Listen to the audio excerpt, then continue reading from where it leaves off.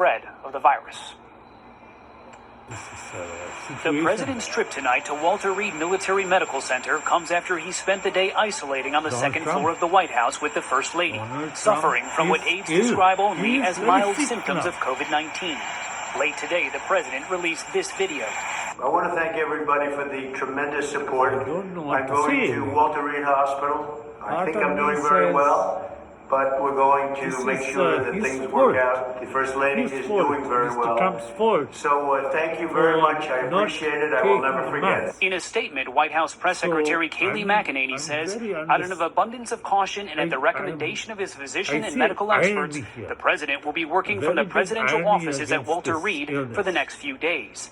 The White House physician, Dr. Sean Conley, said the president has received an infusion of an experimental therapy called polyclonal antibody under what's known as compassionate use.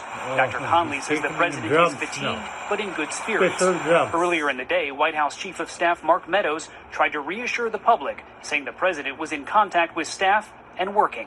We've talked a number of times this morning. I got the 5 or 6 things that he had tasked me to do, like I do every single morning. The White House is now in crisis mode. Fully expect that as this virus continues to go on, other people in the White House will certainly have a positive test result. Vice President Mike Pence tested negative, and sources say is working from his home at the U.S. Naval Observatory today. His doctor says there is no need for him to quarantine. White House medical staff are trying to find anyone who may have had contact with the president after a whirlwind week of events that took him to 5 different states in 6 days for multiple events. Reporters first learned around 8 o'clock Thursday night that one of the president's closest aides, Hope Hicks, had tested positive, something sources say the White House was not planning to make public. Overnight, the president called into Fox, appearing to blame Hicks's infection on members of the military or law enforcement. She's a very warm person. She has a hard time when soldiers and law enforcement comes up to her. You know, she wants to treat them great, not say, stay away, I can't get near you. It's a very, very tough disease.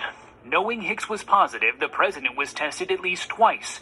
Just before 1 a.m. with the lights on in the White House, the president tweeted he too was sick.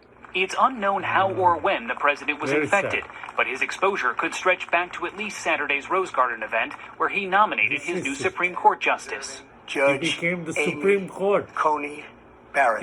Along with Hicks, 2 others at the event, Utah Senator Mike Lee and the president of Notre Dame, Father John Jenkins, have also tested positive. Amy Coney Barrett, who reportedly already had the virus earlier this year, tested negative today. On Monday, Hicks was a part of a small group that met to prep the president for the debate at the White House. No one was wearing masks in the room. No one is wearing masks. They're brainless. The president during that period of time. The group was about 5 or 6 people in total. On Tuesday,